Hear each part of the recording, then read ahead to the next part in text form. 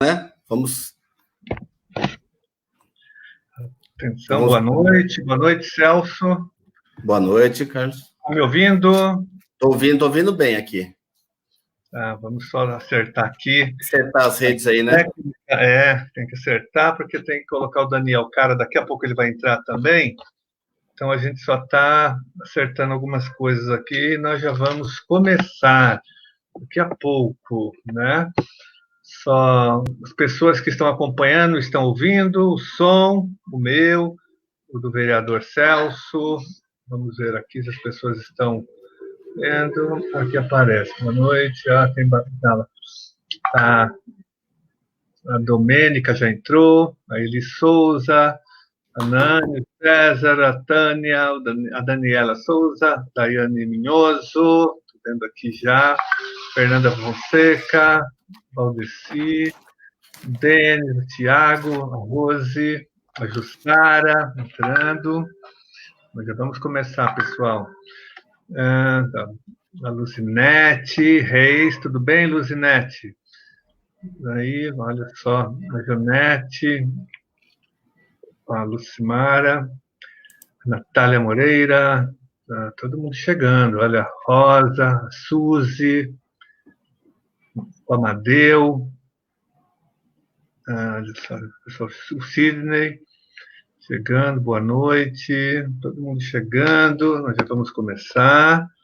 Devagar eles estão acertando aí o som, né? Acertando o som. Tá bom o som aí, Carlos? Tá, tô te ouvindo bem. Consegue ouvir? Tô ouvindo bem. Vamos daqui a pouco Daniel Cara, que é professor da Universidade de São Paulo, da Faculdade de Educação, e também o coordenador do movimento de Direito à Educação, a Campanha Nacional da Educação, né? Que luta pelo direito à educação. Ele tem dado uma grande contribuição, percorrido o Brasil e o mundo, né, fazendo esse debate, fazendo essa luta. Ele vai entrar daqui a pouco. Vou pegar o carregador aqui. Nós já fizemos alguns debates com ele. Ele vai dar uma contribuição hoje. O tema da nossa conversa vai ser os impactos da crise do coronavírus na educação brasileira. Os impactos são muitos, né? Inclusive, a gente vai comentar, Celso, a medida provisória de hoje que o governo federal encaminhou para a Câmara dos Deputados, alterando, né, o calendário escolar, né, usando os dias letivos. A gente vai conversar um pouco sobre isso, porque é algo que está incomodando bastante a educação, os professores, enfim, todos os profissionais da educação e também a própria comunidade escolar, os alunos, os pais, como que fica essa questão da reposição das aulas. E hoje foi já dada uma medida provisória fazendo uma alteração da LDB, da Lei de Diretrizes e Bases da Educação Nacional, já flexibilizando os 200 dias letivos, porque a LDB, você sabe, ela é muito clara. Ela diz que para você cumprir o calendário escolar, você tem que ter 200 dias letivos e 800 horas anuais. São as duas coisas ao mesmo tempo. Não adianta ter só 200 dias e não completar as 800 horas, ou ter as 800 horas e não completar os 200 dias. Aí você tem que completar os dois requisitos, né? Dois requisitos, os dois critérios. 200 dias, 200, no mínimo 200 dias letivos e, no mínimo, 800 horas anuais. Eu me lembro que, até algum tempo atrás, eram 180 dias letivos, né? Então, essa é uma mudança até, eu diria que nova. Tem pouco tempo que a gente saiu dos 180 dias para 200 dias letivos. Inclusive, houve polêmica em torno dessa mudança.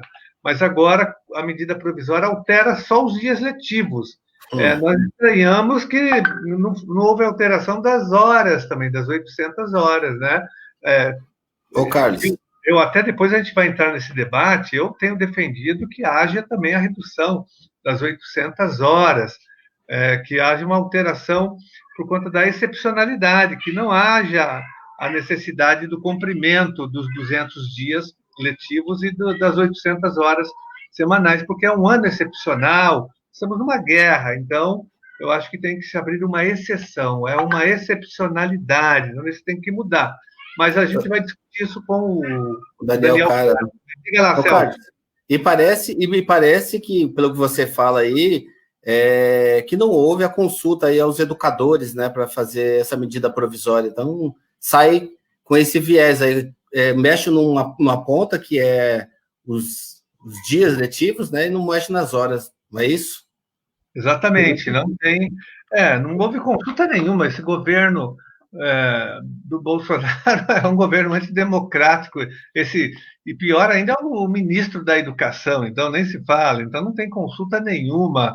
Ele deveria ter debatido isso com as entidades representativas da educação, do magistério, a CNTE, né, que é a Confederação Nacional dos Trabalhadores em Educação, enfim, mas não houve debate algum. É uma medida totalmente autoritária, que vem de cima para baixo, né?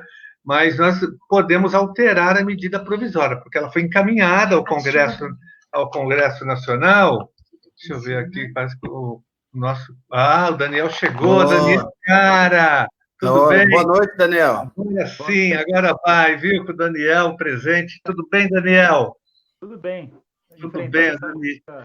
Opa, Daniel.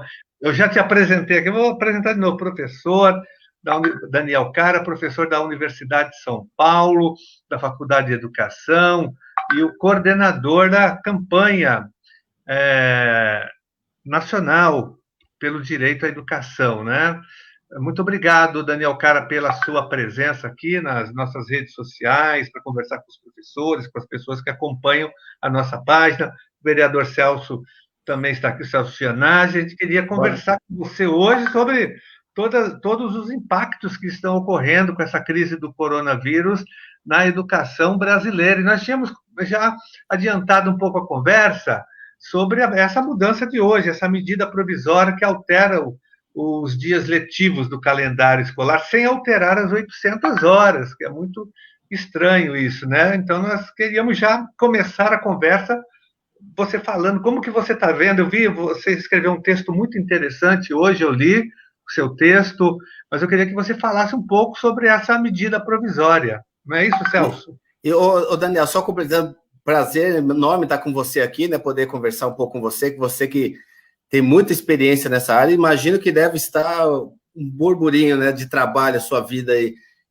De ouvir, eu também ouvi um pouquinho de você falando hoje da questão, essa medida provisória, eu tinha falado com o Carlos inicialmente, ela sai capenga, né, dizer assim, capenga, e parece, acho que gostaria de ouvir de você, Daniel, de não ter ouvido os educadores, né, para sair uma emenda dessa magnitude e com essas incorreções aí.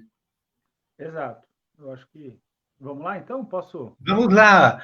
Está com você a bola agora. Em primeiro lugar, boa noite para vocês, né? Sempre é um prazer falar com o Carlos, Celso. Excelente trabalho parlamentar dos dois, aqui na Assembleia Legislativa, Câmara dos Vereadores. E eu acredito que é muito importante, né, a gente valorizar e reconhecer os bons parlamentares. E o caso de vocês dois é um caso exemplar, tanto na área de educação, mas também na área de saúde. Eu tenho acompanhado o trabalho do Celso na saúde aqui da cidade de São Paulo. E, Celso, tudo que você fez até agora já está surtindo efeito no combate ao coronavírus. Então, a sua luta é prática para o cidadão paulistano. Então, eu queria, como cidadão paulistano, te agradecer. Em relação também falar boa noite para todos que nos acompanham aqui pela internet. Em relação à educação e o coronavírus, o primeiro tema que a gente tem que debater agora, de fato, é essa medida provisória, que, como o Celso bem colocou, não foi dialogada com os educadores, não teve nem a participação dos secretários estaduais e municipais de educação. Então, mais uma vez, o governo Bolsonaro toma uma medida que é uma medida unilateral. É claro que depois que todo mundo começa a criticar essa medida, aparecem os secretários estaduais, municipais bolsonaristas para tentar... Daniel, só um minutinho. Você consegue aumentar um pouco o seu som? Tem várias pessoas entrando aqui falando que seu som não está muito... Está lá, talvez mais perto do microfone, para que as pessoas... Esse melhor tá melhorando agora, não? Para mim, melhorou. Ah, tá. Se você tiver um fone de ouvido, é melhor. Se você tiver, senão, vamos lá. Melhorou, falou que melhorou aqui, ó. Eu A vou falar ideia aqui. melhorou. Para mim, melhorou. Para você, Celso, melhorou? Melhorou um pouco. Então vamos lá. Tá, mas tá bom? Senão eu vou buscar um fone de ouvido lá com meu filho lá embaixo. Você sabe que. Não, aí melhorou. Né? É aqui mais perto aí melhorou, Daniel. Bom, então vamos lá. Então, essa questão da medida provisória, como o Celso bem colocou, ela não foi dialogada com os educadores. Nem secretários estaduais e municipais participaram verdadeiramente desse processo. Aliás, essa tem sido uma marca do governo Bolsonaro de não consultar ninguém. E como é um governo que não entende nada de educação, mas de verdade seja dita, Carlos, não entende nada de nada. É verdade. Completamente. Infelizmente, né? O Brasil não podia ter um país, a sétima economia do mundo, não poderia ter eleito um irresponsável, uma pessoa despreparada. Mas considerando que esse é o fato, a realidade é que a medida provisória ela vem com uma série de problemas. É uma medida provisória razoavelmente simples, mas que ela flexibiliza os dias letivos, o que é natural que ocorresse por conta da pandemia, mas não abre mão das 800 horas letivas que devem ser cumpridas por ano, 800 horas essas que, no artigo 23, parágrafo 2º da LDB, por ser situações peculiares, já se podia flexibilizar os dias letivos, mas tem que se manter as 800 horas. Mas essas 800 horas, como elas vão ser cumpridas? Tem 4 alternativas, Carlos. Primeira alternativa, é preciso tentar fazer com que o ano letivo seja compreendido como um período que vai além do ano corrente de 2020, ou seja, o ano letivo vai ser completado em 2021. O problema é que qual vai ser o tamanho do prejuízo de 2020? A gente não sabe quantos meses a gente vai ficar em isolamento social, e é preciso ressaltar, né, somente o Celso que milita nessa questão da saúde, além de militar na educação, não dá para abrir mão da compreensão, né, de que a gente vai viver um momento que é um momento de isolamento social que vai se estender para além de 3 meses, muito provavelmente. O que tem acontecido em alguns países? Eles voltam para a vida normal, por algum viajante do exterior volta o coronavírus e aí eles têm que, de novo, fazer isolamento social. Então, isolamento social é uma realidade que é tão concreta que o Congresso Nacional aprova a renda básica para 3 meses prorrogáveis por mais 3. Então, o Congresso Nacional já trabalha na perspectiva de que pode ser 6 meses. Então, o primeiro tema é esse, né? Passar o ano letivo para 2020, de 2020 para 2021, para o ano de 2021, pode significar um risco, porque não vai dar para cumprir de qualquer forma os dias letivos, né? Segunda alternativa é uma alternativa mais sensível, que é fazer atividades complementares. Mas atividade complementar, vocês vão concordar comigo, ela é de difícil execução, porque nem todos os professores vão estar disponíveis, por exemplo, sábado, domingo, feriado, enfim, é difícil acontecer. E, por último, entre as 3 boas alternativas, que dá para combinar, dá para tentar buscar algum tipo de mediação, a terceira é a expansão do tempo dos alunos na escola, aumentar a carga horária. Só que essa solução também é difícil, porque como você vai pegar, o Carlos que é especialista nisso, como você vai pegar um professor, por exemplo, que tem que dar aula em 3 escolas, para ele ficar 1 hora a mais numa unidade, sendo que ele vai prejudicar a outra unidade escolar. Então, essa solução é uma solução difícil. Agora, a solução que não pode acontecer, eu peço a militância de vocês como parlamentares para não permitir que a educação à distância seja a solução. A educação à distância está sendo usada pelas escolas particulares, até de maneira irresponsável, super responsabilizando os pais pelo acompanhamento dos filhos. Tem um aspecto que é bom no começo, porque tem pais que nunca tiveram contato com os filhos, né? Eu vi um meme muito engraçado, porque o príncipe Charles na Inglaterra, ele está com coronavírus, e a rainha Elizabeth não está. E aí disseram que o último contato que ele teve com a rainha Elizabeth foi quando ele tinha 5 anos. Então não tem risco, né? É uma piada, mas muitas famílias brasileiras, especialmente da elite, elas não têm contato com os filhos. Quem cuida das crianças são as babás, o que é péssimo, é terrível para a formação dessas crianças. Isso explica, inclusive, porque tem muita muita gente da elite que não tem nenhuma preocupação social, né? Porque faltou aquele carinho, faltou o trabalho junto dos pais, enfim. O resultado dessa questão da educação à distância é que a gente vai radicalizar a ideia de que existe educação para os ricos e educação para os pobres, porque os mais pobres não vão ter possibilidade de aprender em educação à distância. Então, essa não é uma solução. A gente está produzindo, a Campanha Nacional pelo Direito à Educação já produziu 2 guias sobre a educação e o coronavírus.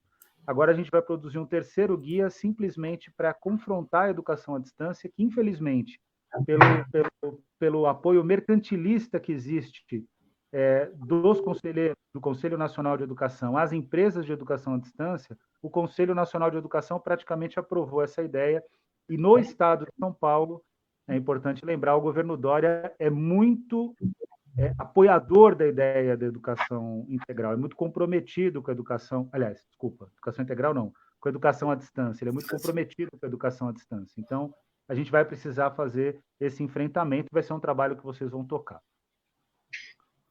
Deixa eu tocar nesse ponto que você falou, Daniel, e é muito importante mesmo, que a gente, antes dessa crise, dessa pandemia do coronavírus, nós já vivenciávamos, já conversávamos com você, com o Carlos, do movimento que existe aqui na cidade de São Paulo, né, da Câmara Municipal, de projetos voltados ao Mais Creche, a privatização da educação, são mais de 390 milhões para empresários da educação, o homeschooling, projetos voltados também para essa área, antes dessa crise. Você acha que, pensando lá na frente, Daniel, você acha que depois ultrapassada essa fase da crise, esse movimento voltará com mais força por essa experiência que a gente vai viver aí de 3 até 6 meses? Você acredita nisso, Daniel, que a gente vai ter que fazer esse enfrentamento muito mais duro, porque eles virão com essa carga do homeschooling na educação pública, na educação privada também? Olha, essa é uma grande pergunta, e a gente não precisa fazer um exercício de futurologia para saber que você está certo na sua intuição. O que acontece é que o prefeito Bruno Covas ele é extremamente comprometido com setores privatistas e com os mercantilistas da educação. A cidade de São Paulo ela criou um monstro constitucional, porque a Constituição não permite o voucher na educação infantil. E você foi o grande parlamentar que enfrentou essa questão, mas teve que enfrentar essa questão, e é importante ressaltar, com a comunidade educacional não percebendo da gravidade daquilo que você denunciava, né? Então, você se mobilizou muito, mas se criou uma corrente aí dos poderosos que permitiram esse absurdo que é o voucher na educação infantil. O problema é que o voucher, Celso, o Bruno Covas ele só é o implementador inicial dessa ideia, mas o prefeito de Porto Alegre, o Marquesan Júnior, vários prefeitos aqui de São Paulo mesmo, né? O prefeito de Campinas, o Donizete, e prefeitos pelo país todo, eles querem essa ideia do voucher, e governadores também querem a ideia do voucher. O que está por trás disso? O que está por trás disso não é o interesse do aluno. Com certeza. Imagina, Carlos, se a gente já tem pouco recurso para a educação, Carlos, imagina a gente ter que dividir o recurso para a educação e considerar a taxa de lucro dos empresários. O recurso vai ser o mesmo, não vai aumentar. E vai ter que gerar lucro para o empresário. Ou seja, se já é ruim hoje, vai ser pior para o aluno. Então, não interessa para as famílias mais pobres. Também não interessa para as famílias mais ricas, porque eu duvido que alguém que tem o seu filho matriculado numa escola de elite... Outro dia eu vi uma matéria da Folha de São Paulo, que tem uma escola em São Paulo, que foi uma das primeiras atingidas pelo coronavírus, que teve alunos que pagam, né, contaminados com coronavírus, que fizeram viagem para o exterior e que pagam R$133 mil por ano para estudar nessas escolas. Ou seja, a gente briga que nem louco, para ter R$7 mil por ano para o aluno da escola pública, sendo que a elite está pagando R$133 mil por ano. Essa elite não vai querer estudar numa escola com voucher. Então, a quem que interessa o voucher? Só para o empresário da educação. Exatamente. Vai ter eu concordo também com você, com o Celso, que, na verdade, os privatistas da educação sempre tentaram e tentam transformar também a educação básica em educação à distância. É o grande sonho dos privatistas, em voucher. Tentam a todo momento, e pode ser uma grande oportunidade. né? Então, por isso que é muito importante que nós estejamos atentos aí, vigilantes, para que isso não aconteça. Então, é muito importante essa análise de hoje, essa conversa, para a gente já ir preparando, né, os educadores e as educadoras. Mas, Daniel, eu queria fazer uma pergunta também para você. Você não achou que foi precipitada essa medida provisória nesse momento? Porque nós não sabemos quanto tempo vai durar essa crise, quanto tempo as escolas ficarão fechadas, né? Tem essa questão das 800 horas. Eu tenho defendido que esse é um ano excepcional, nós estamos numa guerra, nós temos uma pandemia mundial. Então, eu acho que é um ano excepcional e isso, eu acho que a reposição tem que ser flexibilizada. Nós não podemos exigir mesmo os 200 dias, nem as 800 horas anuais. Eu acho que aí nós temos que buscar uma saída alternativa. Nós não podemos penalizar os alunos, nem os profissionais da educação por conta dessa crise. Então, eu acho que eu estava até falando antes de você entrar, Daniel, para o Celso, que até recentemente a LDB exigia 180 dias letivos e não 200 dias. Na mudança, houve um grande debate na sociedade, polêmica, inclusive, em relação a esse tema. Mas eu tenho defendido que, primeiro, que foi precipitada a elaboração, o envio dessa medida provisória, como o Celso disse, ela veio de cima para baixo, não teve debate, não teve discussão nenhuma com a comunidade escolar, com a comunidade acadêmica, com as entidades que representam, né, os educadores e educadoras do Brasil. Então, esse é um ponto. Agora, eu, na minha opinião, acho que nós podemos ainda alterar também essa medida provisória. Ela foi para o Congresso e agora as nossas bancadas, os nossos deputados federais, eles podem apresentar emendas, alterando, modificando a medida provisória, entrando nessa questão que você falou das 800 horas também. Como que você vê isso? Você acha que também foi precipitada e nós podemos flexibilizar, né, para que não haja a exigência nem dos 200 dias e nem das 800 horas. Nós podemos reduzir tanto as horas como também as horas anuais, como também os 200 dias letivos. O primeiro ponto é esse que você trouxe, né? O Bolsonaro não deveria ter editado essa medida provisória porque ela é extremamente precoce. A gente nem sabe quanto tempo vai ficar de isolamento social, então a decisão que vai ser tomada, inclusive, ela vai ter que ser reformada. Qual que vai ser a reforma, né? Provavelmente já está flexibilizado os 200 dias letivos, até fazendo uso de um instrumento que já existe na Lei de Diretrizes de Educação Nacional. Então, para gerar o efeito que o Bolsonaro quer para a educação básica, nem precisaria de medida provisória. O artigo 22, parágrafo 2º, já assegura essa flexibilização de dias letivos. Em relação às 800 horas, Carlos, a minha preocupação qual que é? É defender o melhor interesse do estudante e, ao mesmo tempo, compreender que a educação é ensino-aprendizagem. Então, depende do estudante e depende também do aluno, aliás, do professor. Então, tem o estudante, tem o professor e os dois têm que ser resguardados. Dito isso, qual que é a questão que precisa ser bem trabalhada? Talvez seja necessário flexibilizar as 800 horas, mas agora não é o momento de tomada de decisão, então não deveria ser nem o momento de edição da medida provisória, porque a gente precisa garantir o maior número de horas possível, tem que lutar para cumprir com as 800 horas, esse é o nosso compromisso com os educadores. Agora, se ficar inviável, se tiver 6 meses de isolamento social, é inviável. Quer dizer, a gente só vai... Se simplesmente for flexibilizar o ano letivo, o calendário letivo, significa que 2020 vai ser, na prática, o ano letivo de 2020 vai ser cumprido em 2021, de 2021 em 2022, e até chegar num ponto de normalização vai demorar muito. Né? Então, nós já tivemos experiências. Você lembra que a rede estadual de ensino aqui em São Paulo já fez uma greve de mais de 90 dias. Nós ficamos praticamente 3 meses em greve. Depois houve todo um processo de reposição. Mesmo a USP, a Universidade de São Paulo, já fez greves longas, né, de 60 dias, pelo menos, eu me lembro. Então, nós já tivemos experiências com esse processo. Mas de qualquer forma, o que eu estou dizendo é que agora é um ano excepcional, é uma guerra, na verdade. Então, nós temos que rever, eu acho, né? É lógico que ninguém que haja prejuízo para o aluno, sem dúvida nenhuma, mas também é uma situação extremamente atípica essa. Ô, Carlos, O Carlos Daniel, essa medida provisória, ela vai tão atabalhoada quanto aquela da suspensão do salário por 4 meses dos trabalhadores, né, que durou algumas horas. Essa vai na mesma linha, não é, Daniel? Não é, Carlos? Não entendi, desculpa.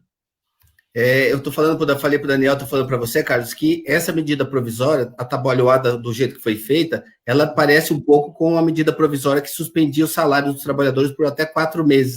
Sem dúvida. Que durou algumas horas, né? Durou algumas horas essa medida provisória. Exatamente. Mas, como eu disse, ela pode ser alterada. Nós podemos alterá-la a partir de emendas que serão apresentadas à medida provisória agora. Ela tem que passar pela Câmara dos Deputados e pelo Senado, e nós vamos apresentar propostas de alteração. Isso. Agora, eu tentei mobilizar alguns parlamentares, né, para além até da bancada do PSOL, no sentido de tentar constituir um processo mais racional de aprovação dessa medida, né, e que considerando emendas, etc. E a minha sensação é que está no último, é o último ponto da fila. Existe uma fila de medidas que precisam ser resolvidas e questões que são mais urgentes. A medida provisória, ela cria e é importante, né, para quem acompanha a gente, para compreender, a medida provisória, ela cria um absurdo legislativo, porque ela é um ato que já está em vigor, mas que ainda pode ser revisto pelo Congresso Nacional. Então, é um fato consumado que pode ser alterado. E quando, por exemplo, se o Congresso discordar, ele tem que editar um decreto legislativo anulando a medida provisória. O governo Bolsonaro é o que mais perdeu medidas provisórias na história recente do Brasil. Então, pode ser que essa medida provisória simplesmente caduque e espere um momento mais adequado para a tomada de decisão. É importante frisar que medida provisória é um instrumento de urgência urgentíssima, e o Brasil tem outras questões mais urgentes.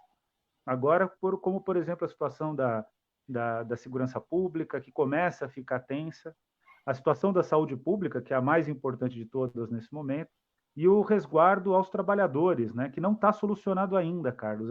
As pessoas já estão comemorando, falando que a renda está resolvida, a renda básica, ainda tem que ter decreto regulamentatório, tem que ter alternativa de chegada do dinheiro para as pessoas. O Paulo Guedes está evitando que isso aconteça, o governo Bolsonaro não está comprometido com as pessoas, então eu acho que o nosso esforço como educadores é no sentido de tentar, já claro, alterar essa medida provisória, mas também chamando a atenção para o fato de que se demorar 1 mês, 2 meses aí para a tomada de decisão, isso não é necessariamente negativo, porque tem outras questões que são mais importantes e que o Congresso não está resolvendo. Então, isso precisa ficar claro. Por exemplo, um dado que eu acho que é importante discutir aqui: por que não se emite uma decisão em que o Brasil faz uma revisão da dívida? Ou simplesmente declara uma moratória, faz uma análise para declarar uma moratória da dívida pública mais urgente? E nós temos ainda, só complementando a sua fala, o que você está colocando, que é muito importante, eu defendo isso, suspensão do pagamento da dívida pública brasileira, que consome bilhões de reais por ano. Mas, além disso, Daniel, nós temos também reservas cambiais de mais de 340 bilhões de dólares em reservas, que esse dinheiro pode ser utilizado para essa proteção social, para garantir a permanência das pessoas em suas casas, porque ficar em casa é um direito que tem que ser garantido, daí o Estado tem que bancar isso economicamente, falando, inclusive ontem, Bolsonaro distorceu a fala do diretor-geral da Organização Mundial da Saúde, que ele disse que o emprego é importante, os trabalhadores precisam, mas que nesse momento que ele disse foi isso, que o Estado, que o poder público tem que garantir economicamente a permanência das pessoas em suas casas. É isso que todos os governos do mundo estão fazendo no momento. Só o Brasil que está dificultando, e o Bolsonaro resiste. Ele mandou, naquela medida provisória, uma ajuda só de R$200. Foi para 600 porque teve mobilização, luta, a oposição que bancou os R$600, que fez pressão, senão não haveria os R$600 e sim R$200. Então, isso é importante, tem que ser colocado. E o prazo, né, Carlos? E o prazo também que ele está falando, que o Daniel coloca, é muito importante, porque esse dinheiro, esse recurso chegar lá para o dia 16, dia 20 de abril, não adianta não, porque as pessoas precisam comer, essas pessoas... É o básico, elas estão precisando do básico, da alimentação, então tem que chegar o mais rápido possível.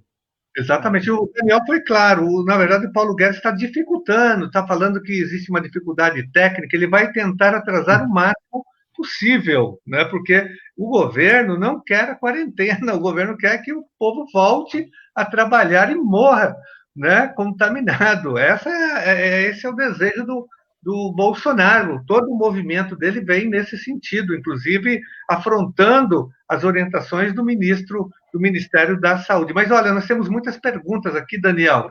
Eu queria ler algumas para você. Daniel, aqui quem é a Vera Capucho perguntando para o Daniel, como outros lugares do mundo têm reordenado o calendário escolar? Você tem alguma informação sobre isso? Deixa eu só pegar uma carona nessa pergunta, Daniel, que você teve muito contato, esteve na África, né? Contato de lá, trazer essa experiência de lá também para a gente. Bom, então, começar pela África e depois falar sobre os outros lugares, né? Especialmente os países que estão mais atingidos, Itália e Espanha, né? Do mundo ocidental. No caso da África, está interessante observar como a África está lidando com a pandemia, porque ela não tem, a gente não tem informação sobre a situação africana com precisão. A gente tem informação das pessoas. E as pessoas relatam que não está havendo isolamento social como necessário. A África está numa situação de total dependência com a China, e quando a China se fecha, a África fica muito dependente. Agora, ao mesmo tempo, o que tem se observado em relação aos países com maior desenvolvimento na África, desenvolvimento econômico, de saúde pública, é que eles estão respondendo, e que distribuem mais informações, é que por hora eles respondem bem à pandemia, pelo fato de que eles estão acostumados a lidar com situações de emergência. Então, agora, essa não é uma realidade para toda a África, né? Então, ainda a África é um ponto de interrogação. Alguns setores da Organização Mundial de Saúde consideram que a África chega depois na pandemia. Então, agora é o continente americano que vai sofrer, puxado por Brasil, México e Estados Unidos. São os 3 maiores países do continente americano. E a próxima etapa é na África.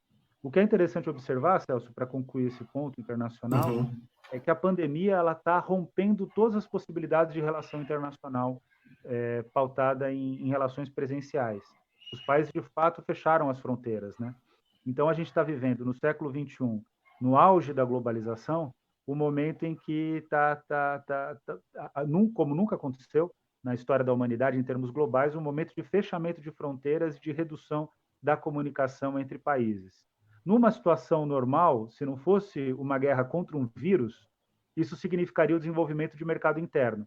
O Brasil foi muito beneficiado na Primeira Guerra Mundial, na Segunda Guerra Mundial, com a sua capacidade de substituir importações, e gerou um mercado interno e criou uma industrialização especialmente entre os anos 30 até os anos 80, foi uma industrialização pujante. O Brasil foi o segundo país que mais cresceu no mundo. Depois perdeu, por conta da incompetência, inclusive, do regime militar, especialmente da segunda etapa do regime militar, entrou com um processo econômico degradante, e aí a gente acabou perdendo essa possibilidade de crescimento. Então, o fato é que a gente agora está vivendo num novo mundo, só que um novo mundo contra um inimigo que é um inimigo invisível, que é um vírus. Isso está gerando uma série de dificuldades, e as informações sobre a África ainda não são consolidadas. O que se sabe é que países mais desenvolvidos africanos têm respondido bem à pandemia, pelo fato de já terem enfrentado outras situações como ebola e outras grandes questões de segurança pública e de saúde pública. Sobre os outros países, Carlos, respondendo a nossa internauta. O caso da Itália é o caso que a gente está propondo aqui. A Itália decidiu flexibilizar dias e carga horária letiva, que a gente chama, em termos bem técnicos, né?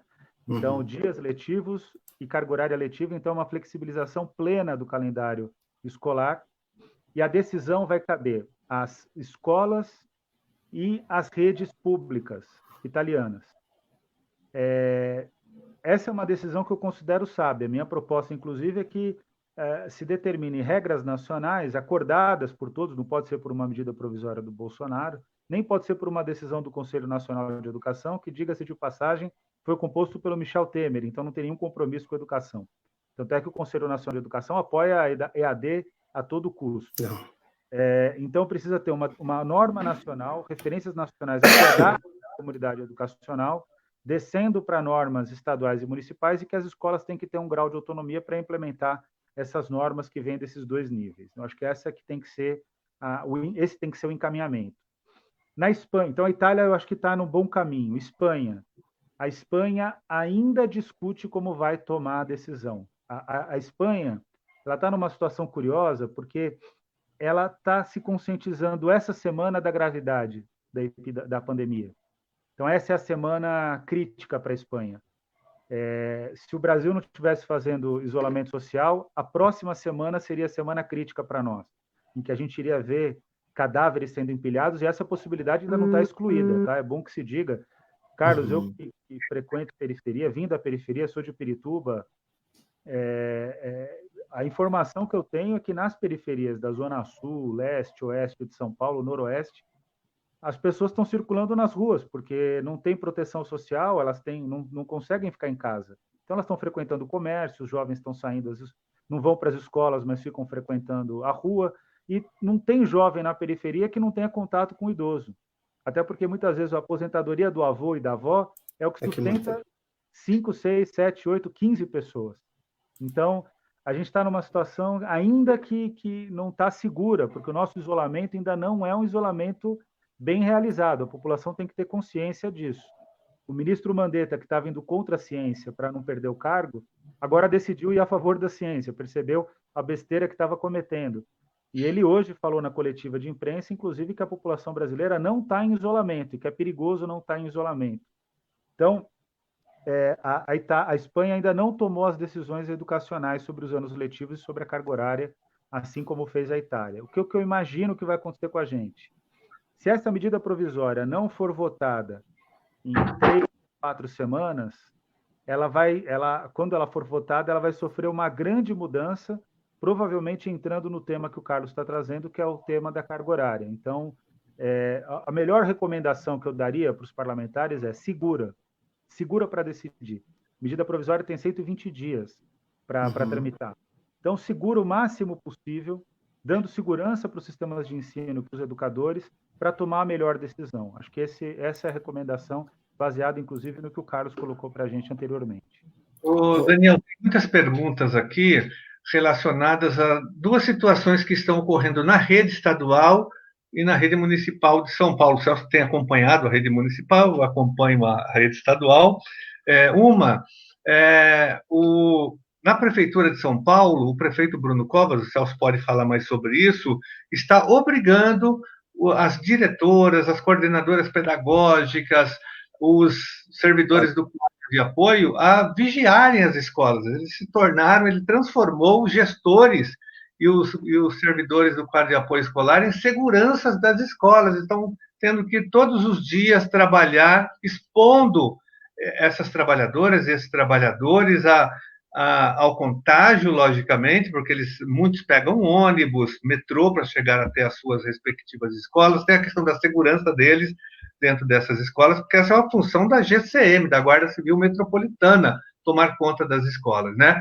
No Estado, nós revertemos isso, porque nós ingressamos, o Celso e eu, com uma representação no Ministério Público Estadual, com uma outra na Organização Mundial da Saúde e uma outra representação, a terceira, na Organização Internacional do Trabalho. Aí no Estado nós revertemos, pelo menos parcialmente, mas na Prefeitura, né, os gestores continuam indo, são obrigados, estão se expondo.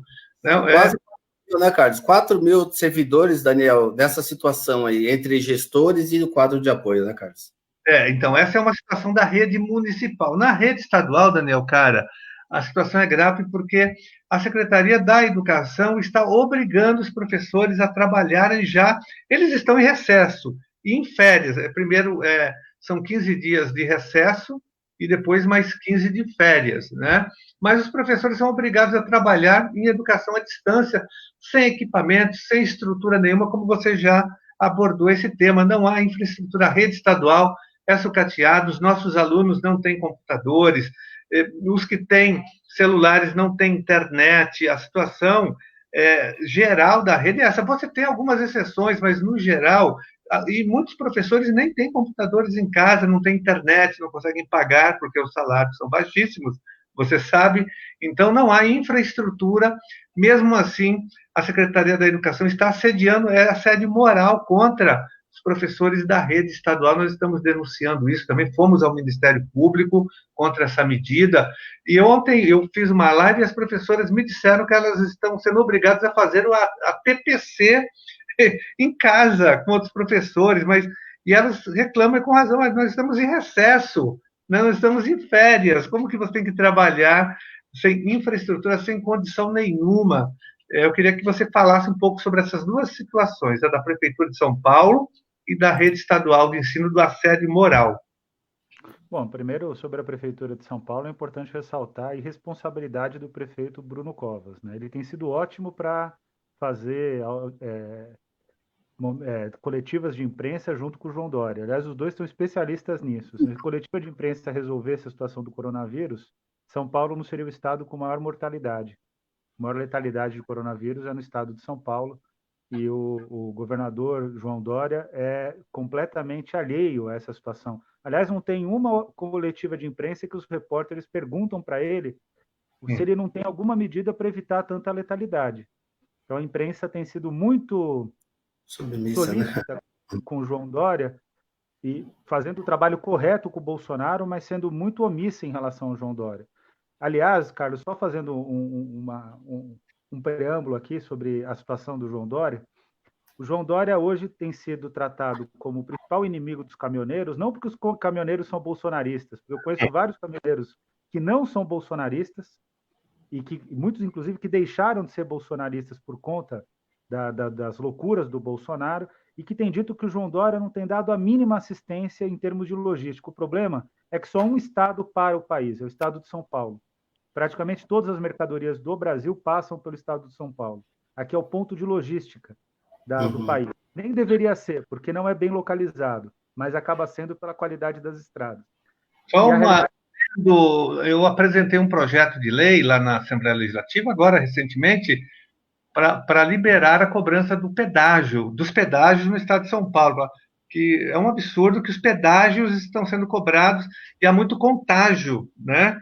Porque muita gente paga com dinheiro, imagina. E é uma forma de ajudar esses trabalhadores também, esses caminhoneiros, só para registrar aqui. Corretíssimo, corretíssimo, Carlos. É importante um projeto para garantir a alimentação dos trabalhadores, dos caminhoneiros. Sem os caminhoneiros, o Brasil não passa por essa pandemia. Então tem que ficar claro. E o Dória, ao invés de se preocupar com ele, está preocupado em ganhar eleitoralmente. Sinceramente, dá revolta de ver a postura do Dória e a forma como a imprensa tem tratado. Então, o Bruno Covas é totalmente responsável, está expondo os trabalhadores ao risco. Os trabalhadores que são essenciais nesse momento de estarem nas ruas são os trabalhadores da segurança pública e da saúde pública, eles que deveriam estar, de fato, sendo inclusive protegidos com todos os instrumentos para poderem realizar o seu trabalho, mas não deve se utilizar educadores como o quadro de apoio para fazer esse tipo de vigilância. Até porque, se ocorrer um assalto na escola, o quadro de apoio não vai ter como responder esse assalto. E nem deve. Eu peço para que todo mundo que seja do quadro de apoio, se tiver uma situação de insegurança, não tenta fazer algo que é irresponsável com a sua vida. Daniel, e as gestoras, né? A maioria das professoras, gestoras, são mulheres, né? Então, mulheres tomando conta de escolas, né? Olha só que fazendo vigia da escola, né? Segurança da escola. Então, e é uma situação que precisa ser denunciada. Eu, por exemplo, sendo franco com vocês, né? A gente tem muita informação, mas eu não sabia disso. E é uma situação que eu vou começar a me posicionar agora, porque é totalmente inaceitável. Eu me sinto totalmente representado pelo Celso nesse sentido de fazer essa luta, mas quero reforçar o seu trabalho, Celso, porque isso é uma situação inaceitável, seu e do Carlos. Em relação ao São Paulo, eu ainda estou surpreso, Carlos, que o secretário Rocieli Silva não saiu com alguma carta da manga sobre educação à distância, porque é o sonho da vida dele. Ele acha que a educação à distância resolve todos os problemas. E ele acha isso porque foi secretário no Amazonas, trabalhava com educação à distância, mas eu que conheço bem a rede do Amazonas, e conheço a Amazônia profunda, inclusive, não gosto desse termo, até porque os amazonenses e a população do Amazonas não gostam desse termo, né? Mas o fato é que na região de floresta, as crianças, os adolescentes não aprendiam, né? A ferramenta de educação à distância não é solução para a formação inicial, nem na educação básica, nem para a formação inicial de professores. Então, de estudantes de graduação. Então, a gente precisa ficar muito atento. Agora, se os professores estão em férias, eles não podem ser cobrados de ATPC, né? Eles têm que, de fato, estar em férias, porque eu imagino que o Estado de São Paulo vai querer fazer reposição de aulas e aí também não vai poder contar com esses professores. Então, qual é a solução que o Estado de São Paulo está dando, né? Agora é importante frisar isso. João Dória e Bruno Covas, eles estão preocupados com eleição, não estão preocupados com o povo paulista nem com o povo da cidade de São Paulo. Eles estão preocupados em ter uma boa posição, até porque o Dória já não era mais ninguém. Maior índice de rejeição dos governadores, ninguém mais queria saber do Dória. Com toda essa mobilização e com todo o apoio da imprensa, ele continua sendo uma figura menor nas redes sociais. Enfim, o povo também não tem tratado o Dória com maior reconhecimento. Então, é importante frisar que o Dória não está agindo com responsabilidade, ele está agindo conforme o interesse dele. E o interesse dele é exclusivamente eleitoral. Para quem propôs Farinata, é sempre bom lembrar, para quem propôs Farinata, não é possível imaginar que essa pessoa de fato esteja muito preocupado com a população do estado de São Paulo. Ô, Daniel, vou fazer outra pergunta, inclusive o professor Iraci, que é diretor de escola, fez uma colocação importante que eu ia falar para você, né?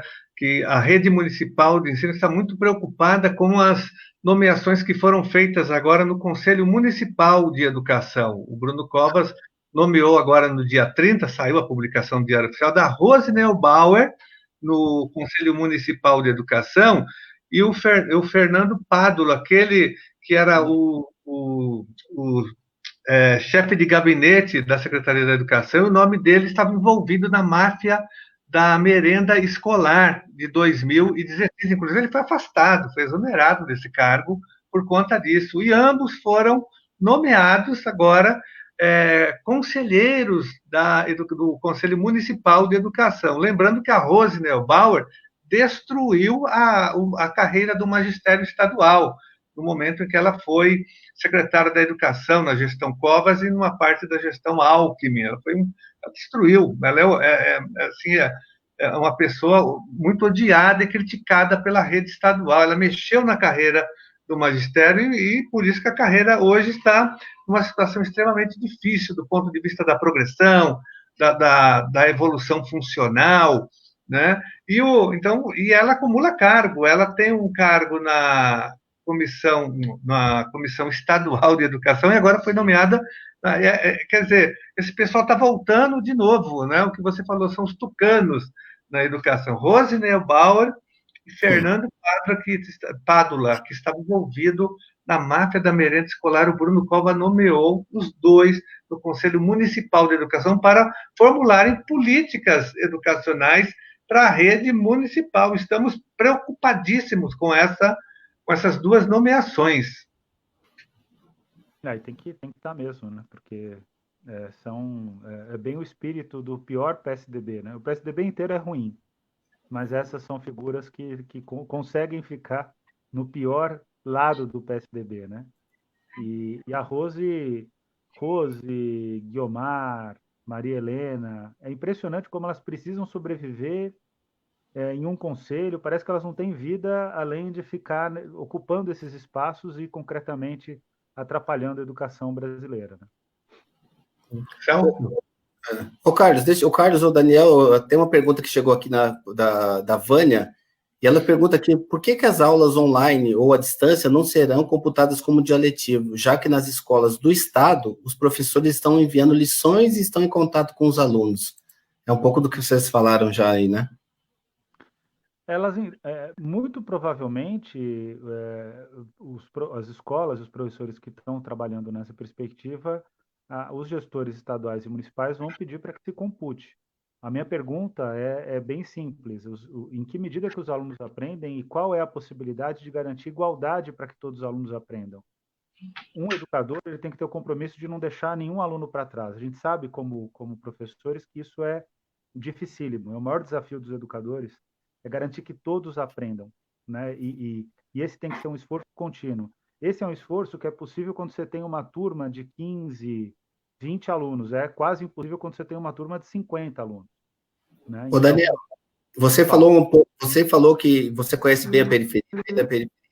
Então, como é que um aluno que mora no extremo sul, no extremo norte, no extremo leste, onde tem pouco sinal de internet, tem pouco acesso aos meios tecnológicos, como é que ele vai conseguir acompanhar uma aula, Daniel? Exato, e mais do que isso, Celso, hoje no Brasil é importante dizer isso. Eu tenho falado isso em todas as entrevistas e ninguém publica. Até porque a imprensa tem tido uma posição muito complicada nessa crise do coronavírus. A preocupação da imprensa é destruir o Bolsonaro. Isso eu acho correto, porque o Bolsonaro tem destruído o país. E destruir o Bolsonaro significa apontar as loucuras dele, falar as verdades.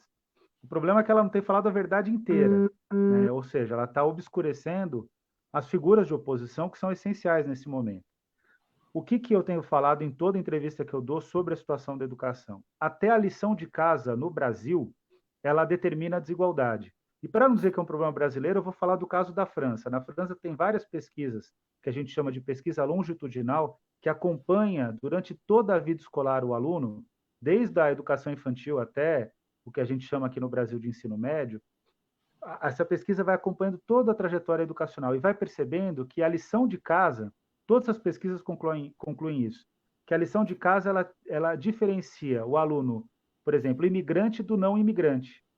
Porque o aluno imigrante ele mora numa casa totalmente desestruturada, tem desafios econômicos enormes na família, normalmente tem algum problema relacionado a acesso a bens econômicos, necessidades materiais mesmo, e ele não consegue dar conta da lição de casa. E o aluno de classe média e classe alta francesa, que estuda na mesma escola que esse aluno imigrante, mas que tem outras condições de vida, acaba tendo na lição de casa um reforço educacional. Então, se a lição de casa hoje determina a desigualdade, na França, imagina no Brasil, que não tem essas pesquisas, seria importante até fazer, imagina a educação à distância, imagina esses alunos que receberam tarefas dos professores e que alguns estão conseguindo fazer a tarefa e outros não estão conseguindo fazer a tarefa, até porque, Celso, está crescendo enormemente a violência doméstica por conta do confinamento. Porque quem não conhece a realidade do país não sabe que, por exemplo, tem casas que têm o tamanho de um cômodo, o tamanho de uma sala, Uhum. a casa inteira ali, e que moram mais de 6, 7, 8 pessoas. Que quando a vida está normal, a maior parte delas fica o tempo todo na rua, só se encontra na hora de dormir, mas agora está todo mundo o tempo todo junto. Então, a situação não é simples e a contabilização dessas tarefas como ano letivo corrente, inclusive como hora, em termos de carga horária, ou como dias letivos, ela é perigosa porque vai aumentar a desigualdade entre os estudantes brasileiros. Então, isso pode ser que a gente não tenha alternativa, mas a gente precisa ter maior consciência sobre o quadro. A gente ainda não tem uma consciência sobre o quadro, por isso que inicialmente o Carlos chamou muito a atenção desse tema, né? A medida provisória, ela é precoce, ela nasceu cedo demais. Deveria ter tido mais tempo para que a gente pudesse analisar com maior cuidado a situação do país. Celso? Ô, Daniel, deixa eu falar aqui. Você que já estava no assunto, você estava discutindo muito, a gente tinha conversado, participado de algumas palestras com você. Você é uma pessoa que milita muito nessa área. É a questão do Fundeb, né? A discussão do Fundeb que estava em vigor, estava acontecendo. Agora com o coronavírus, qual que é o cenário que você vislumbra para essa discussão do o fim, né, do Fundeb, a redução do Fundeb? Então, Deixa eu pegar uma carona, Daniel Cara, no Celso, pergunta dele, já engatar aí, que você também complemente a pergunta, como é que fica a execução, o cumprimento do Plano Nacional de Educação, as 20 metas, sobretudo a última, que é a questão do financiamento da educação, dos 10% do PIB, que entra em uma questão financeira. Então, Fundeb, que o Celso colocou, e Plano Nacional de Educação, que foi aprovado em 2014. Então, vamos lá. Bom, primeiro a questão do Fundeb, né? O Fundeb agora tem duas possibilidades, Celso. Três. uma possibilidade que é terrível, que é simplesmente não votar o Fundeb e deixar o Fundeb acabar. Nossa, essa é a pior. Caos para muitos municípios, inclusive aqui do estado de São Paulo. Não seria um problema para a cidade de São Paulo, mas seria um problema para vários municípios, para além da região metropolitana de São Paulo, ou para a região de Campinas, Ribeirão Preto, que são regiões pujantes, né, Baixada Santista, mas praticamente todos os outros sofreriam muito. A segunda alternativa é simplesmente prorrogar o atual Fundeb. E a terceira alternativa é aprovar o texto que está na Câmara dos Deputados. Agora a gente tem um problema. O texto da Câmara dos Deputados incorpora, na participação do governo federal, o salário educação. E é o salário educação que financia a alimentação escolar. E é a alimentação escolar que hoje vai servir através de um cartão. Isso ainda tem que ser regulamentado e o Bolsonaro não regulamentou. Ao invés de ter alimentação na escola, os estudantes vão receber um cartão, as famílias vão receber um cartão um cartão de débito, e vão poder utilizar esse cartão para comprar exclusivamente comida. É uma boa medida. Só que se o Fundeb for votado e a gente tiver necessidade de ampliar essa política em 2021, fazendo mais uso do salário educação, essa fonte de recurso deixa de existir para alimentação escolar. Então, o texto que está na Câmara dos Deputados não é bom, ele tem que ser alterado. Outra coisa que o texto da Câmara dos Deputados de Fundeb faz, e que foram mudanças muito recentes, causadas pela péssima incidência na matéria do Rodrigo Maia, o presidente da Câmara dos Deputados. A gente tem que dar nome a todos os bois, e ele está atrapalhando demais a educação. E o Rodrigo Maia, ele criou uma outra medida dentro do Fundeb, que é diminuir o recurso para as universidades. Vocês imaginam, nesse momento que a gente mais precisa da ciência, o Rodrigo Maia vai lá e atrapalha a universidade usando o recurso da educação básica, aumentando o recurso para a educação básica. Está errado isso. Está totalmente errado isso. Então, essa é uma outra medida que eu considero ruim. Então, para votar o Fundeb da Câmara dos Deputados de relatoria da Dorinha, tem que alterar esse texto. E prorrogar o Fundeb eu nem sou contra mais, simplesmente prorrogar o Fundeb atual. Por quê? Numa situação de instabilidade, se a gente prorrogar por mais 2 ou 3 anos, provavelmente daqui a 2 ou 3 anos a gente vai ter maior clareza sobre qual é o desafio de reconstrução da economia brasileira. O que é importante, até entrando aqui na pergunta do Carlos sobre o Plano Nacional de Educação, o que é importante a gente ressaltar que a economia brasileira vai ao chão. A economia que mais está sofrendo no mundo com a crise do coronavírus, por enquanto, é a economia brasileira. A gente teve uma fuga enorme de capitais da Bolsa de Valores, o dólar subiu muito, e a gente está numa situação de praticamente anomia econômica.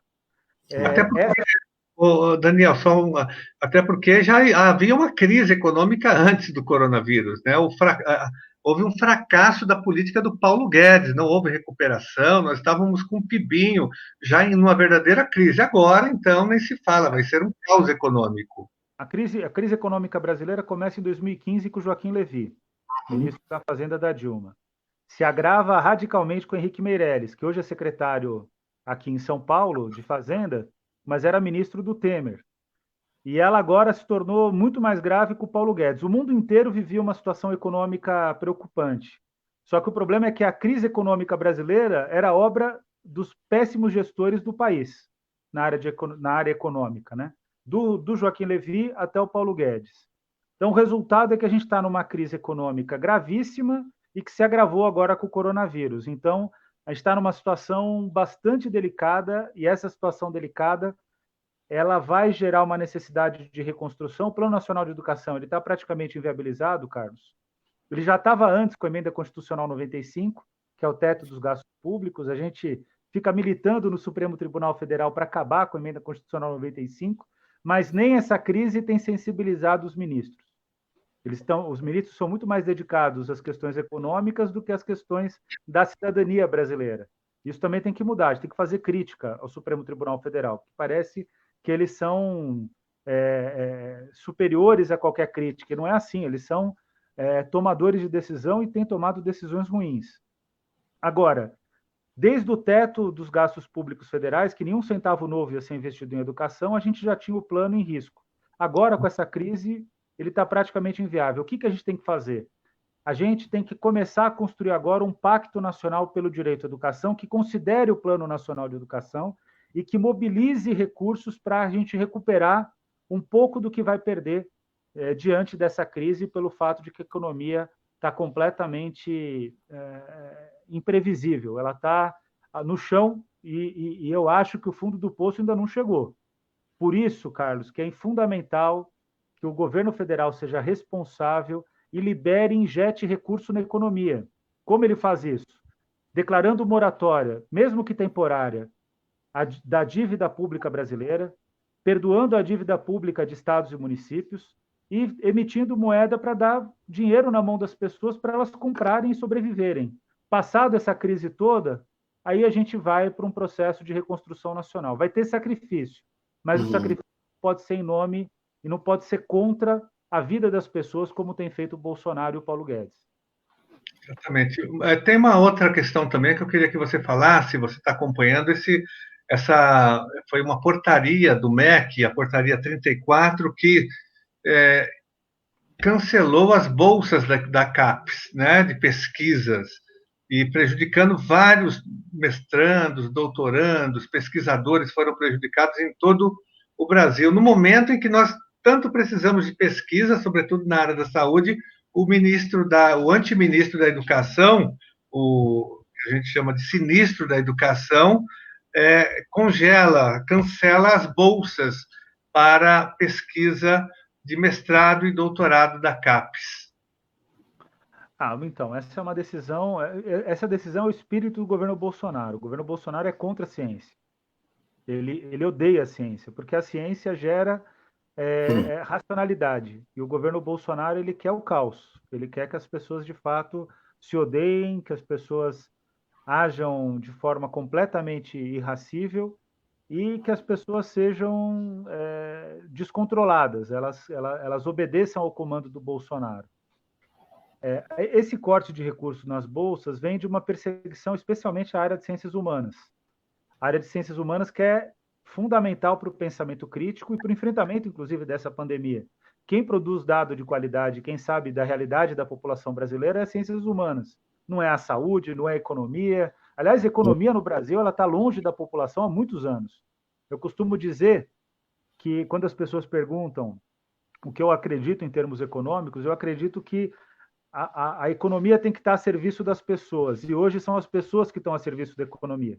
E essa crise do coronavírus, no mundo, tem mostrado que eu estava certo, que a economia tem que estar a serviço das pessoas. Infelizmente, no Brasil, o governo vai no sentido contrário. Eles querem que as pessoas fiquem a serviço da economia, colocando, inclusive, em risco a própria vida.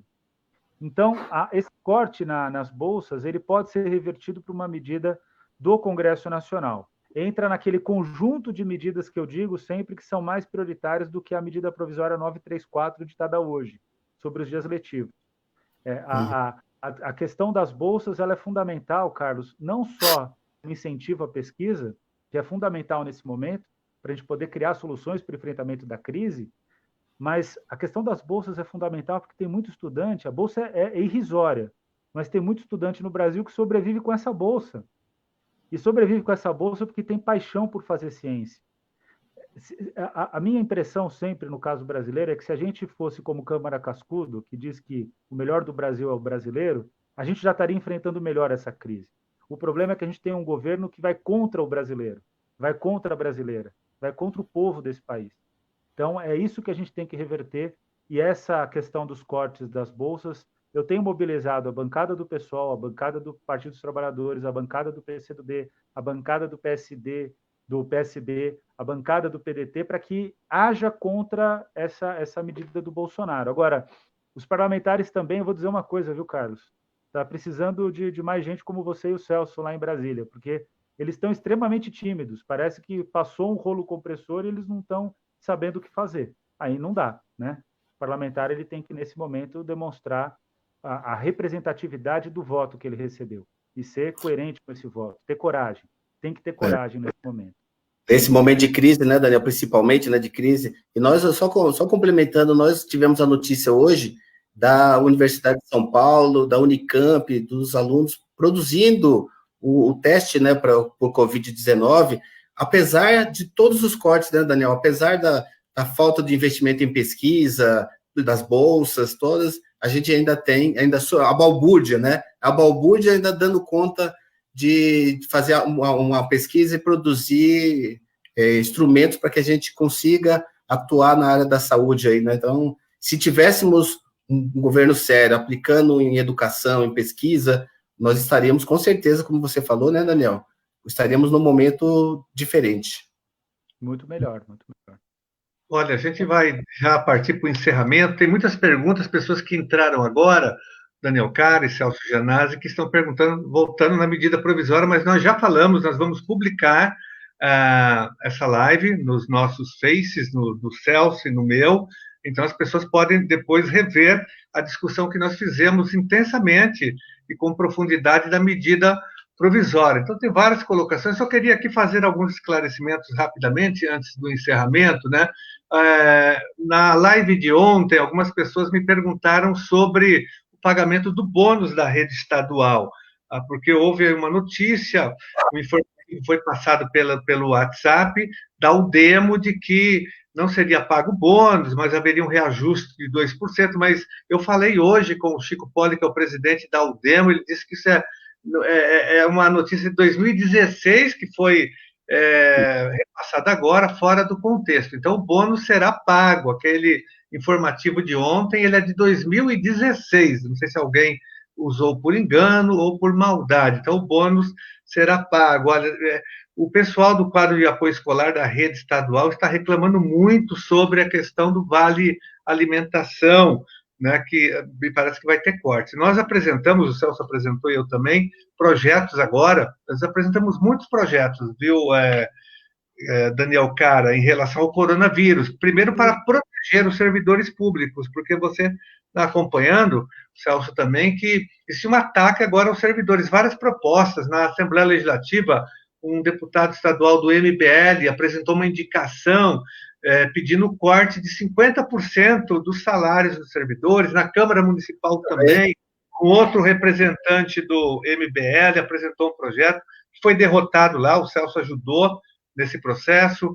No Congresso Nacional, o Maia estava defendendo, o Partido Novo está defendendo, né, cortes nos salários dos servidores.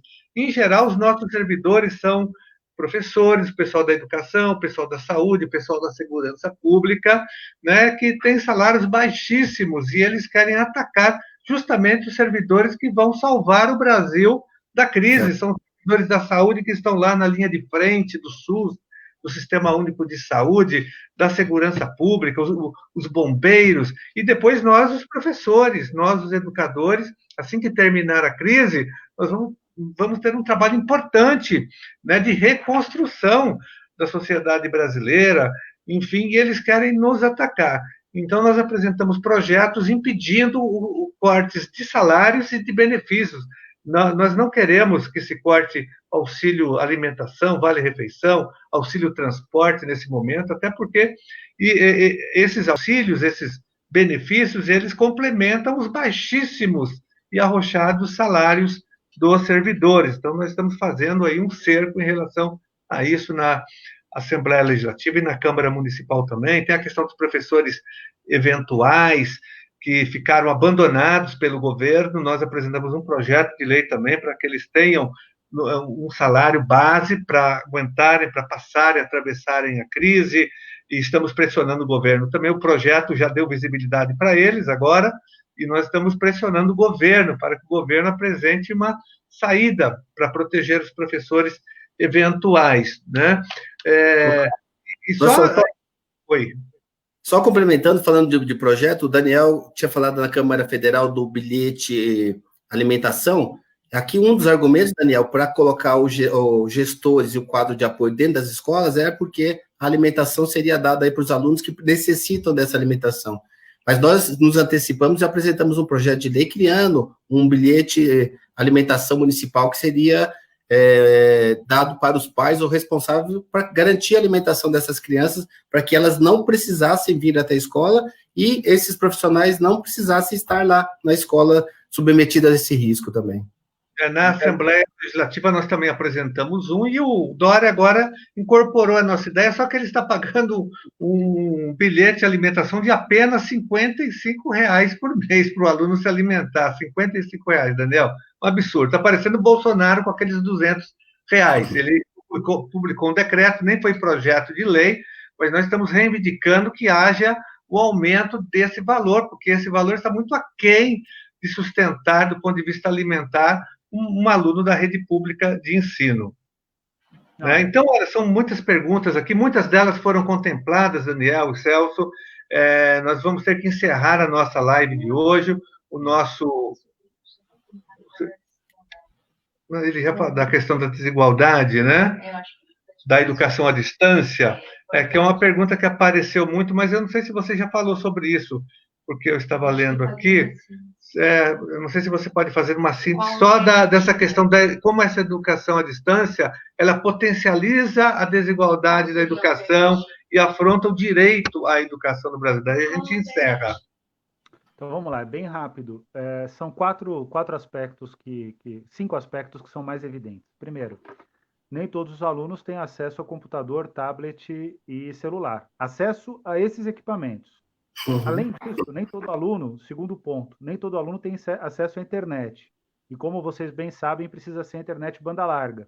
Se nós três, não tivéssemos internet banda larga, a gente nem estava conseguindo fazer essa live aqui agora. Então, tem que ter acesso a computador, celular, tablet, acesso à internet banda larga. Terceiro, os alunos não têm casas em que é possível estudar. Então, supondo que a gente conseguisse distribuir um computador por aluno com internet banda larga e a casa não fosse uma casa adequada, porque é muito apertada, porque não permite o estudo, não permite concentração, não resolveria o problema. Quarto ponto, os alunos não têm, especialmente crianças, ensino fundamental e adolescentes no ensino médio, não têm pais que possam acompanhar os estudos, até porque a gente tem uma desigualdade enorme em termos educacionais que é histórica. Muitos pais e mães não têm escolarização suficiente para acompanhar os seus filhos. E o quinto ponto, e eu acho que esse é definitivo, e as pessoas vão entender melhor ainda, embora os outros 4 sejam muito claros, nem toda criança e adolescente tem autonomia intelectual. E é muito absurdo pensar que se na educação presencial essa criança e esse adolescente não conseguiam aprender, que agora, pela educação à distância, eles vão aprender. Sempre vai surgir um oportunista que vai dizer, bom, mas na educação à distância meu filho aprendeu mais. Mas é uma exceção. Não vou nem discordar, porque eu tenho quase certeza de que isso não é verdade, mas é uma exceção. Só que quem pensa política educacional tem que pensar na regra. Eu me preocupo em educar 40 milhões de estudantes que hoje cursam educação básica. Essa é a minha obsessão. Eu quero que 40 milhões de estudantes aprendam. E aprendam para serem cidadãos plenos durante a sua vida. E certamente com a educação à distância isso não vai acontecer. O que vai acontecer? Daniel, cara, como que ficaria, por exemplo, os alunos com deficiência, o pessoal de educação de jovens e adultos, como que eles teriam acesso a essa educação à distância? Não é uma contradição imensa? Seriam excluídos. Educação do campo, que tem aqui no estado de São Paulo muito, e que é muito mal assistido pelo governo Dória. Aliás, mal assistido por toda a gestão PSDBista. Teve uma pequena melhora num período muito específico da gestão Alckmin, mas já piorou depois de novo. Quer dizer, educação no campo nunca foi prioridade nesse estado. Educação indígena, educação quilombola, educação do povo ribeirinho na região amazônica. Então, no sertão nordestino, como vai ficar? Então, essa medida ela só vai ampliar o fosso que já é enorme da educação brasileira. Então, a educação à distância não é solução. Se vocês estiverem em contato com alguém que defende a educação à distância como solução, desconfiem dessa pessoa e saibam que essa pessoa não se preocupa com direito à educação. Se for um pouquinho além, vai descobrir que essa pessoa, na verdade, é muito preocupada com dinheiro. E ela está ganhando rios de dinheiro para defender a educação à distância. Infelizmente, essa que é a realidade. Olha, nós vamos então partir para o encerramento. Eu quero agradecer, em primeiro lugar, todas as pessoas que acompanharam e fizeram perguntas, estão acompanhando até agora a nossa conversa de hoje. Nós faremos outras, né, durante todo esse período. Quero agradecer o vereador Celso Giannarii, que tem feito um trabalho muito importante de resistência na Câmara Municipal, defendendo a educação, defendendo os profissionais da educação e atuando fortemente também na área da saúde.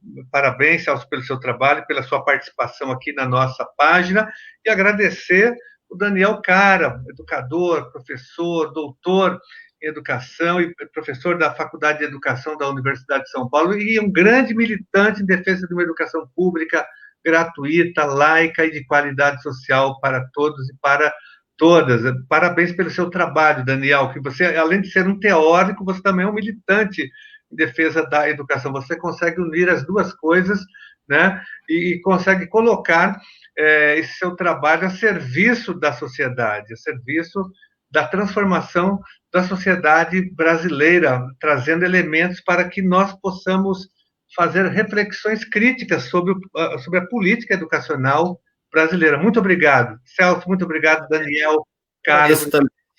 Agradeço, Daniel, agradeço a todos os ouvintes. E, Daniel, voltar para você, de dizer o seguinte, você falou que precisava de mais políticos como a gente, mas a gente precisa de pessoas, educadores, cientistas políticos como você, críticos da educação pública, crítica da realidade que nós vivemos hoje. Parabéns pelo seu trabalho também. Obrigado a vocês dois e tomara que a gente tenha aí muitos Janazzi pelo mundo fazendo política, porque vocês fazem com paixão, com compromisso e principalmente com muita seriedade e resultado. Se dá para dar uma característica do mandato de vocês dois, é o resultado. São mandatos que têm resultado prático. E isso demonstra a grandeza política de vocês, que fazem oposição, mas têm a capacidade de aprovar projetos e aprovar medidas. Então, é sempre um prazer falar com vocês. Vocês têm minha absoluta confiança. Eu espero que a gente trabalhe muitas vezes junto, rumo a um país mais justo e a uma sociedade efetivamente que consagre o direito à educação. Acho que esse é o desafio e esse é o sonho de nós três aqui. E um beijo para todo mundo que acompanhou. Obrigado, Daniel Caro, obrigado, Celso Janazzi. Boa noite a todos e a todas. Até logo, pessoal.